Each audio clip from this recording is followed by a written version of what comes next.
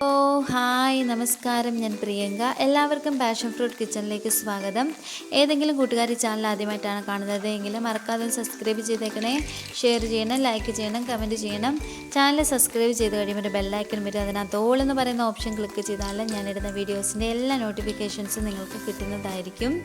ഞാനിന്നിവിടെ തയ്യാറാക്കാൻ പോകുന്നത് ചിക്കൻ റോളാണ്. അപ്പം അതെങ്ങനെ തയ്യാറാക്കാൻ നമുക്ക് നോക്കിയിട്ട് വന്നാലോ. അതിനായിട്ട് ഞാനൊരു പാത്രത്തിൽ 1 ബൗൾ അളവിൽ മൈദപ്പൊടി ചേർത്ത് കൊടുക്കുന്നുണ്ട്. ഈ ഒരു ബൗളിലാണ് ഞാൻ മൈദപ്പൊടി എടുത്തിരിക്കുന്നത്. അത് നമുക്ക് ഈ പാത്രത്തിലോട്ട് ഇട്ട് കൊടുക്കാം. ആവശ്യത്തിനുള്ള ഉപ്പൂടെ ചേർത്ത് കൊടുക്കാം.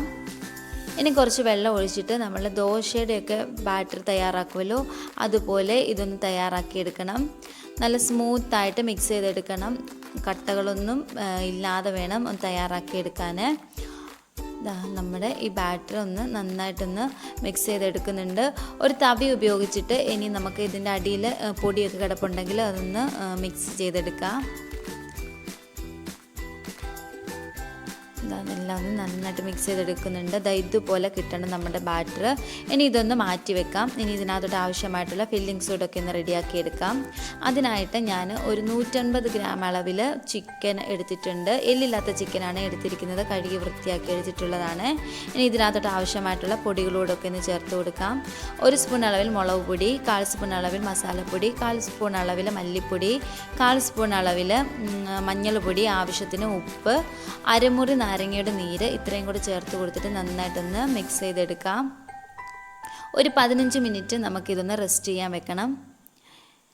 ഇനി നമുക്കൊരു പാന് ഗ്യാസ് വെച്ചിട്ട് ചൂടായിട്ട് വരുമ്പോൾ കുറച്ച് എണ്ണ ഒഴിച്ചു കൊടുക്കാം. ഈ എണ്ണ നന്നായിട്ട് ചൂടായിട്ട് വരുമ്പോൾ നമ്മൾ റെസ്റ്റ് ചെയ്യാൻ വെച്ചിരുന്ന ചിക്കനോട് ചേർത്ത് കൊടുത്തിട്ട് നന്നായിട്ടൊന്ന് ഫ്രൈ ചെയ്തെടുക്കാം. ഞാൻ ചിക്കനെല്ലാം ഒന്ന് ഇട്ട് കൊടുക്കുന്നുണ്ട്. ഒരു ഗോൾഡൻ ബ്രൗൺ കളർ ആകുന്നിടം വരെ നമുക്കിതൊന്ന് ഫ്രൈ ചെയ്തെടുക്കണം.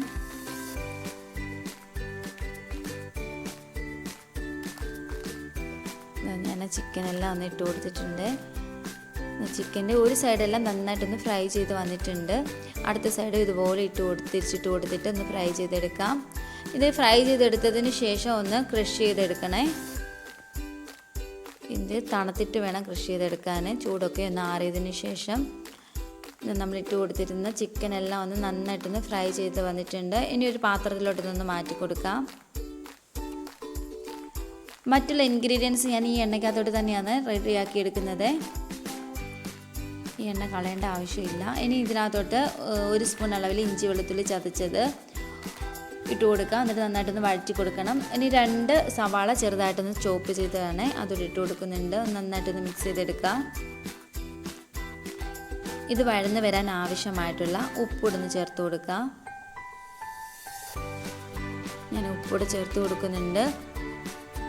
ഇനി നമുക്കിതിനകത്തോട്ട് ചെറുതായിട്ട് കട്ട് ചെയ്ത് വെച്ചിരിക്കുന്ന കറിവേപ്പിലൂടെ ഇട്ട് കൊടുത്തിട്ട് നന്നായിട്ടൊന്ന് മിക്സ് ചെയ്തെടുക്കണം. നന്നായിട്ടൊന്ന് വഴന്ന് കിട്ടണേ സവാള. നമ്മൾ ഇട്ട് കൊടുത്തിരുന്ന സവാളയെല്ലാം നന്നായിട്ടൊന്ന് വഴന്ന് വന്നിട്ടുണ്ട്. ഇനി ഇതിനകത്തോട്ട് 1 സ്പൂൺ അളവിൽ മസാലപ്പൊടി, 1/4 സ്പൂൺ അളവിൽ മഞ്ഞൾപ്പൊടി, എരിവിന് ആവശ്യമായിട്ടുള്ള കുരുമുളക് പൊടി ഇത്രയും കൂടി ചേർത്ത് കൊടുത്തിട്ട് നന്നായിട്ടൊന്ന് വഴറ്റിയെടുക്കാം. നമ്മൾ എടുത്ത് വെച്ചിരിക്കുന്ന ആ ചിക്കൻ്റെ ഇത് മിക്സ് ഉണ്ടല്ലോ അതോടൊന്ന് ചേർത്ത് കൊടുത്തിട്ട് നന്നായിട്ടൊന്ന് മിക്സ് ചെയ്തെടുക്കണം. നമ്മുടെ ഫില്ലിങ്സിന് ആവശ്യമായിട്ടുള്ള ഇൻഗ്രീഡിയൻസ് റെഡി ആയിട്ടുണ്ട്. ഇനി ഒരു പാന് ഗ്യാസ് വെച്ച് കൊടുത്തിട്ടുണ്ടായിരുന്നു. ചൂടായിട്ട് വരുമ്പോൾ നമ്മളൊക്കെ ആ ബാറ്റർ ഒഴിച്ച് കൊടുത്ത് ഇതുപോലെ ഒന്ന് പരത്തിയെടുക്കണം.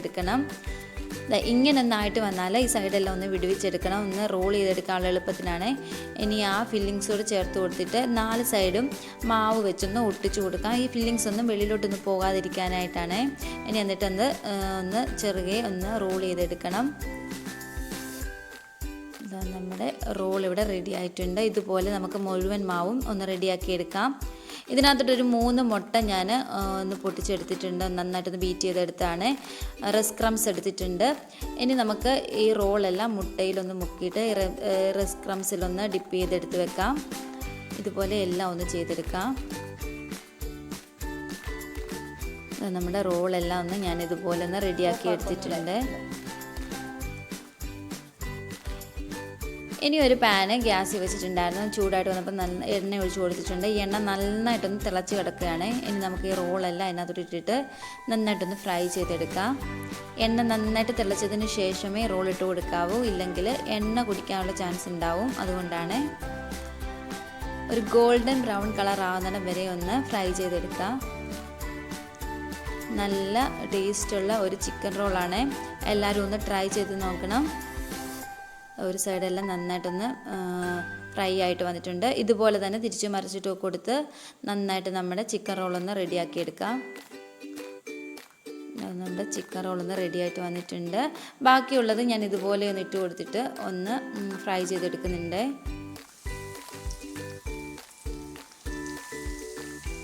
പെട്ടെന്ന് തയ്യാറാക്കി എടുക്കാവുന്ന ഒരു 4 മണി സ്നാക്സാണ്.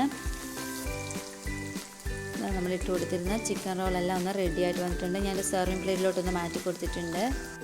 അപ്പോൾ എല്ലാവരും ഒന്ന് തീർച്ചയായിട്ടും ട്രൈ ചെയ്യണം. ട്രൈ ചെയ്ത് നോക്കിയിട്ട് ഫീഡ്ബാക്കൊക്കെ കമൻറ്റ് ബോക്സിൽ അറിയിക്കണേ. ഞാനിതൊന്ന് മുറിച്ച് കാണിക്കാം.